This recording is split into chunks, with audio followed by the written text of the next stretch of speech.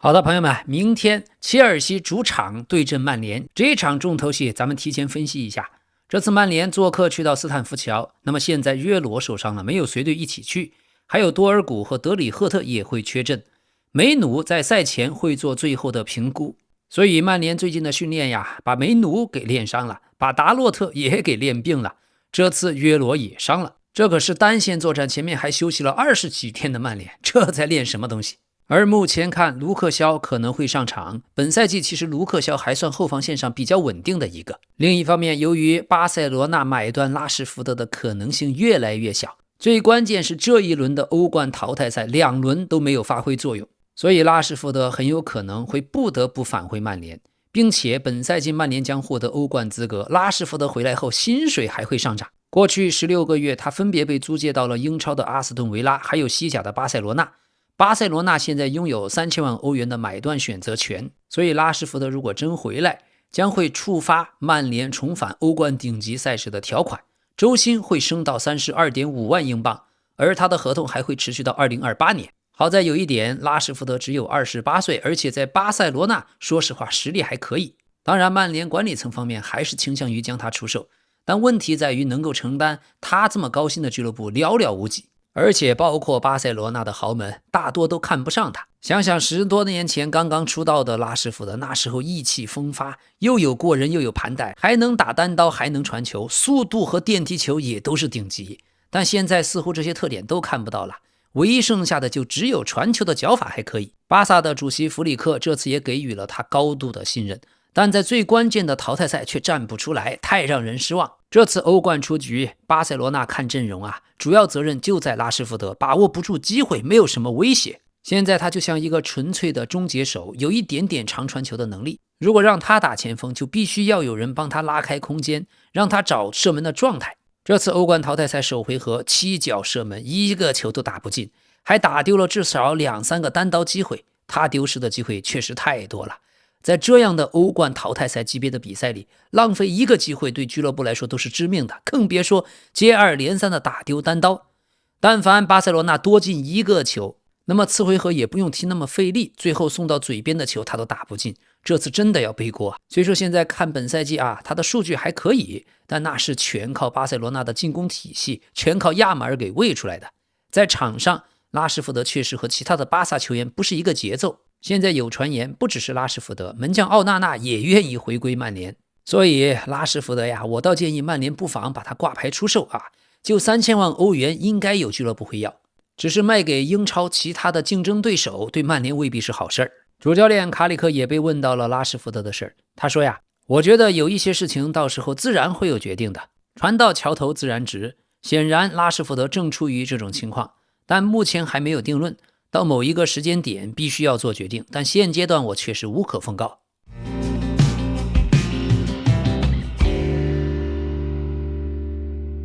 好的，朋友们，今天呀订购了1辆特斯拉，还有无人驾驶的软件套装，所以也想把这份喜悦传递给大家。喜欢的话，欢迎您订阅我的节目，也非常喜欢在评论区看到大家的留言，跟大家一起互动。这个周日我会直播切尔西对阿森纳的天王山决战，欢迎您到时候打开我的频道，咱们一起陪伴。好的，老太子拉什福德不怎么样，但现在曼联呀，15岁的新太子又要出来了。最近15岁的 JJ 加布里埃尔在曼联 U18 梯队已经出战了26场比赛，年仅15岁的他就贡献了27个进球。去年夏天，曼城是竭尽全力想从曼联 U18 把 JJ 加布里埃尔给签下，为了得到球员做了许多努力，而老特拉福德担心自己可能会失去这个天才，设法说服了这位少年，他最好的未来就是留在曼联。在这件事上，曼联现在的足球总监维尔考克斯做出了巨大贡献，所以下赛季的一线队杯赛不妨就给小孩子一些锻炼的机会，像现在阿森纳的道曼一样。曼联过去的天才非常多，但能够担待的几乎没有，还是团队最重要。这类球员他的心理培养非常的重要和关键，否则踢不出来。上个月3月份，曼联的门将拉门斯，还有过去的名宿鲁尼，还有主教练卡里克，他们都到现场观看了曼联 U18 晋级英格兰青年足总杯半决赛的比赛。这场比赛曼联 U18 是3-2艰难的击败了桑德兰 U18， 主教练是弗莱彻，只要再带领球队再赢2场，就能将球队现在保持的青年足总杯夺冠纪录刷新到12次。曼联最终的艰难逆转取胜就是 JJ 加布里埃尔关键时候送出了助攻。不过整场比赛，小天才基本就被桑德兰的2名中场球员贴身盯防。咱们都知道，巴塞罗那能够在逆境中，能够在低谷中重新崛起，主要就靠了拉玛西亚。但其实咱们英超的曼联青训也经常出一些锋线人才。本赛季曼联进入欧冠已经没有什么大问题，所以未来的3到5年，一个是主教练的问题要解决，另外就是要关注曼联青训学院。现在由于过去的尼克考克斯转投了埃弗顿担任技术总监，所以斯蒂芬托皮在2025年8月离开了布伦特福德，加盟曼联，出任曼联的青训总监。本赛季曼联青年队的成绩极为出色， U21 和 U18 在各自联赛中都排名第2，并且挺进了3项重要杯赛的后期阶段，其中就包括青年足总杯挺进了决赛。去年10月，当拉特克里夫爵士入主曼联的时候，他说曼联青训学院的水平已经真的下滑了。从当时到现在，没有人敢公开回应这些言论。但最近曼联的新任青训总监托皮表示，他认为拉特克里夫指的是青训学院的基础设施落后了。卡灵顿训练基地5000万英镑的翻新工程主要集中在男足的一线队和女足，而青训的设施被落在了后面。托皮说，我认为拉爵爷的评价主要就是基础设施方面，这就像装修房子，你装修了一个房间，另一个房间就显得和整栋房子格格不入。可以说青训楼目前不如一线队的设施先进。我们已经有了翻新、重建和全面升级青训设施的计划。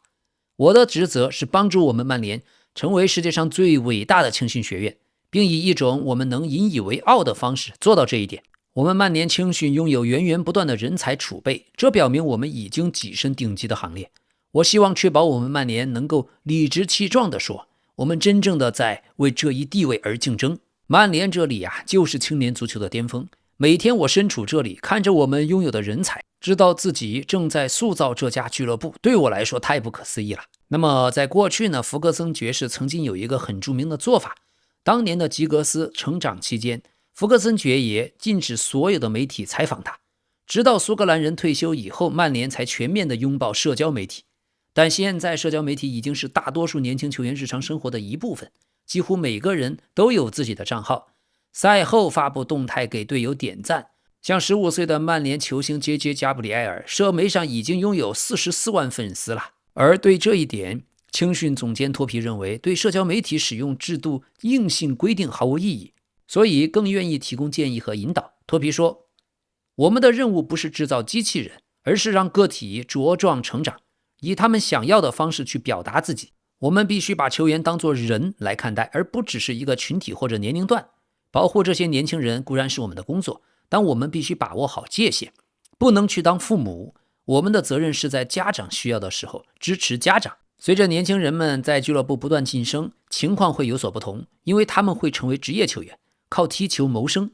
但我现在看到有些8、9岁的孩子，仿佛没有社交媒体账号就不算优秀，不会发球星或者火焰表情，就好像不是天才小球员。而我们能看透这些，因为在那个年纪，一切都是未知数而已。我们可能会被一些神奇的瞬间打动，但未来的路还很长。在我看来，这是不必要的压力。现在曼联俱乐部青训学院有许多的天才，尤其是加布里埃尔，但是俱乐部内部对他也有一个担忧，考虑到他身材瘦小，能否轻松地适应更高级别比赛呢？尽管如此，加布里埃尔的潜力依然让人无比兴奋。托皮对这一点说，我经常被问到这些问题，我也理解，但我必须很小心，不要给青训营的任何孩子施加不必要的压力。我们现在的梯队里确实拥有一些特殊的天才，当你看到这类球员的时候，他们往往能献上神奇的瞬间，让你从座位上站起来。 JJ 无疑就是其中之一。我也在寻找那些高光的时刻，像加布里埃尔正在展现这些东西，但我们也必须确保他做好比赛中那些负责任、不可妥协的基础的部分。整个俱乐部都为我们现在看到的人才库感到兴奋，但毁掉天才比培养天赋更容易，我们必须小心的呵护。现在曼联主教练阿莫林下课以后，整个曼联青训的地位已经大幅提升。过去阿莫林当主教练，他观看青年队比赛就只有一次，当时是在卡灵顿举行的一场比赛，而当时一线队正在训练，阿莫林只是刚好在场而已。不过现在卡里克已经完全投入到青训，他自己的儿子杰西就是曼联 U16 的常规主力，本赛季也在代表 U18 出场。卡里克还多次观看 U21 的比赛，也在老特拉福德去观赛，上个月还去了牛津观看青年足总杯的胜利。今年2月份，主教练卡里克不请自来地参加了青训学院全体员工会议，会上表彰了多位完成首秀的球员，也邀请球员们上台分享经历。所以对这一点，托皮说，我认为这就是曼联人会做的事儿，这是他们所了解、所认同的东西。这件事情的反响极好，但这不是作秀，而是发自内心的真诚。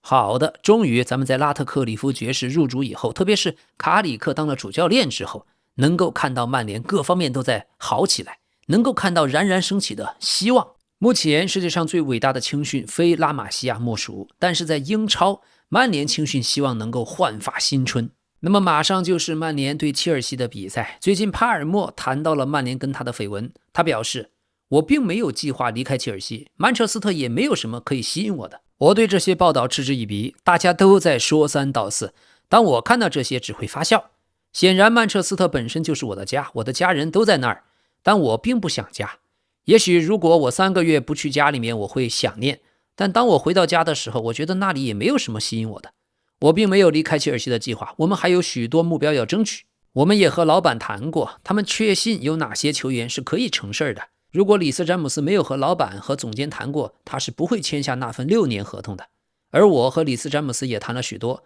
关于我们需要什么，需要签下哪些球员，以及事情应该如何运作。如果他不知道接下来的计划，他是不会签新合同的。好的，过去切尔西对曼联的比赛曾经出现过27场平局，是英超史上平局最多的一组对决。好在27次平局中只有7场是0-0，其他的20场都是双方都进球的平局，这同样创造了英超纪录。而最近6个赛季的11次英超交手当中，切尔西和曼联6次战平，只有5场分了胜负。所以从这一点看，老 K 盲猜呀，明天的比赛打平的可能性很大，也包括曼城对阿森纳，我觉得打平的可能性也很大。但我还要多说一句，我看好曼城不败，所以如果曼城赢了阿森纳，也算是老 K 猜对。这一次曼联客场对阵切尔西是有望第2次单赛季英超双杀切尔西。首回合在主场，曼联就已经2-1击败了切尔西，当时是逼费和卡塞米罗各入1球。不过最近6次英超对阵切尔西的3场胜利，曼联都是在老特拉福德取得的，而在切尔西的主场，他们近12次英超主场对曼联就只输了1次，其余场次为6胜5平，无疑是占优的一方。现在曼联关于利桑德罗·马丁内斯的红牌申诉已经失败，只能接受现实，所以后防线人才短缺。但现在节骨眼上，卡里克不能输球，因为最近已经有绯闻。曼联想打造长期计划，主教练的热门人选已经浮出水面，那就是德国人，德国队的主帅纳格尔斯曼。因为他年轻，战术也现代化，而且拥有丰富的顶级联赛经验。而最近纳格尔斯曼也谈到了诺伊尔的问题，他表示诺伊尔当时是主动退出德国队的，所以目前再讨论这个就不太合理。现年40岁的诺伊尔最近在拜仁慕尼黑的表现非常好，多次贡献世界级的扑救，在德甲和欧冠比赛都有关键发挥，尤其是欧冠对阵皇马的比赛。不过在欧冠对阵皇马的比赛也出现了2次失误。现在纳格尔斯曼的态度非常谨慎，没有给出明确答案，他只是说关于诺伊尔的情况没有任何变化，他已经从国家队退役，并且最近多次公开表示这一决定依然有效。所以再说一遍，诺伊尔已经是出于个人意愿退出了德国国家队，并且他多次重申了这一点。因此围绕这个问题再进行讨论就不合理了。OK， 咱们再看一下切尔西这边。最近切尔西青训学院传出好消息，他们签下了年仅15岁的乌兹别克斯坦潜力小妖阿克拉姆库亚耶夫，他已经在伦敦完成了签约流程，正式加入了切尔西 U15 梯队。过去1年里，他曾来到过曼联和曼城，最终是切尔西签下了他。现在看来，随着胡桑诺夫在曼城越来越找到感觉，乌兹别克斯坦的足球人才正在井喷啊。而另一方面，凯塞多最近和切尔西续约到了2033年，过去的队友好朋友雅克松也在社交媒体发文庆祝了凯塞多的新合同。凯塞多还只有24岁，3年前他加入蓝军以后，现在已经是世界上最杰出的中场球员之一，为切尔西已经出战140次，